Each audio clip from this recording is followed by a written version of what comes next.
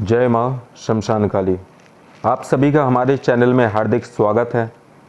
आज मैं आप सभी के सामने माता निकुंबला देवी, जिसको प्रत्यंगिरा के नाम से भी संबोधित किया जाता है और तंत्रों के अनुसार इनको अघोर लक्ष्मी और अथर्वण भद्रकाली नाम से भी जाना जाता है।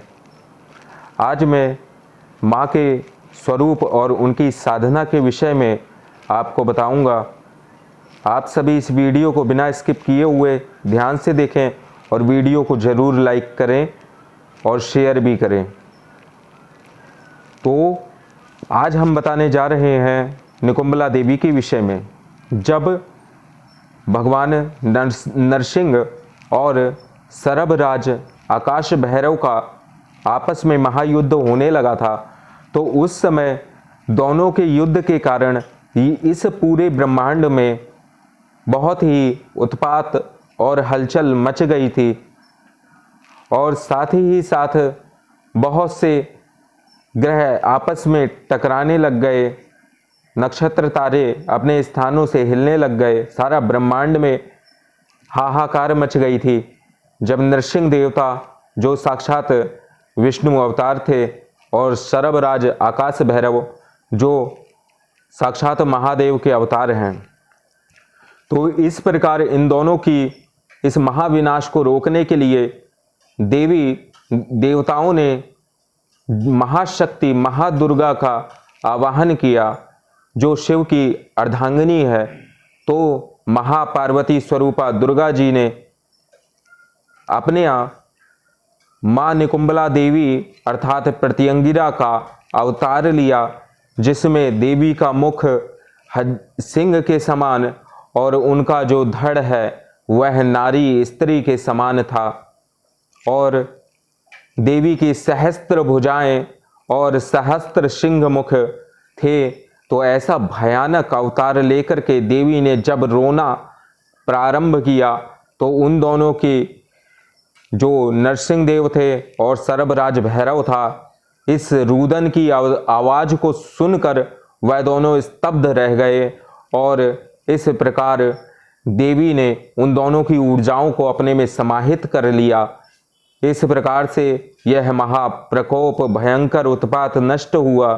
इसलिए देवी को किसी भी प्रकार के तंत्र मंत्र आदि की, अगर कोई गणंत है, भूत प्रेत क्रिया है, काला जादू है, तो जो माँ निकुंबला देवी अर्थात प्रत्यंगिरा का साधक होता है, वह उसको माँ के प्रयोग के द्वारा उस काले जादू, इल्म, गणंत, प्रेत, पृथ्वी पर रहने वाले प्रेत, जल में रहने वाले प्रेत और आकाश में रहने वाले प्रेत, इन सभी को नष्ट करने में अपना पूर्ण नियंत्रण होता है उस साधक का। और साथ ही साथ प्रत्यंगिरा, हर एक महाविद्याओं की अपनी अपनी प्रत्यंगिराएं होती हैं, और प्रत्यंगिरा साधना साधारण रूप से किसी व्यक्ति विशेष को एकाएक नहीं करना चाहिए, क्योंकि इसके लिए इसके जप की भी कई विधियां हैं, और उस विधियों के विषय में आज मैं आपको बता रहा हूं। प्रत्यंगिरा की साधना वही कर सकता है, क्योंकि इसके एक मंत्र को करने के लिए आपको 1008 गायत्री मंत्र की ऊर्जा और सरभराज आकाश भैरव के एक मंत्र को साथ साथ में करना होता है। तो इस प्रकार से वही साधक इसको कर सकता है जिसके अंदर गायत्री और आकाश भैरव की क्षमताएं होंगी। उसी को प्रत्यंगिरा देवी की साधना सिद्ध करना चाहिए। अन्यथा आप माँ प्रत्यंगिरा देवी का कवच प्राप्त करके भी जादू टोने किए कराए से बचाव कर सकते हैं, और ये आप तंत्र साधक के माध्यम से ही प्राप्त करके इसको ले सकते हैं, क्योंकि माँ प्रत्यंगिरा के अंदर बहुत ही विराट शक्तियां हैं।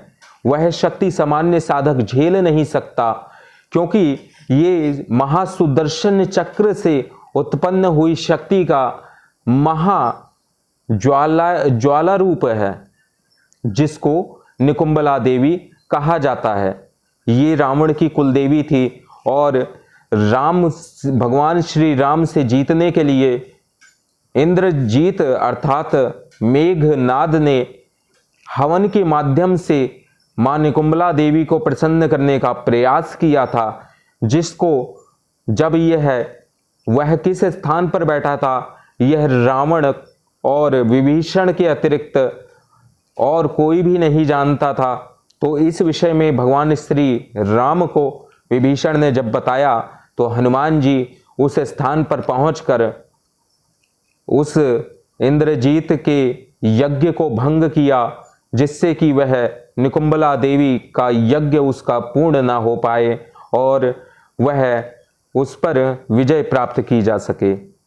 इसी प्रकार से देवी प्रत्यंगिरा के प्रयोग तब किए जाते हैं जब साधक पूर्ण रूप से आर्थिक रूप से परेशान हो गया हो या फिर शत्रुओं ने उसको चारों ओर से घेर रखा हो और कोई भी रास्ता कोई भी मार्ग उसको दिखाई न दे रहा हो। साथ ही साथ अगर आपके शरीर में किसी प्रकार के ऐसा रोग उत्पन्न हो गया है जिसका कोई निवारण या हल नहीं है, तब मां प्रत्यंगिरा अर्थात निकुंबला देवी की उपासना साधना हवन पद्धति का प्रयोग किया जाता है। और साधारण व्यक्ति या नया साधक इसको बिल्कुल भी ना करे, क्योंकि जो व्यक्ति स्त्री विद्या या काली कुल में दीक्षित हैं वही प्रत्यंगिरा देवी को साधने में सक्षम है, लेकिन बिना गायत्री और सरब राज की कृपा के बिना यह कार्य बिल्कुल भी असंभव है।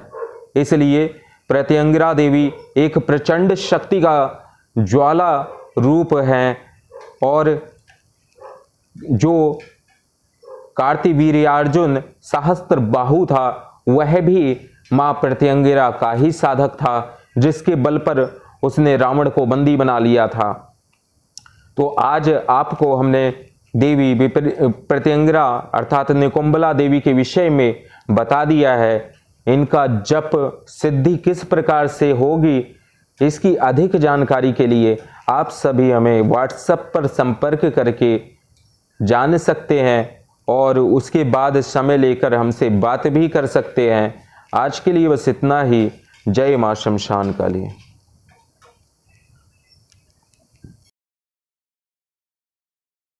Huh?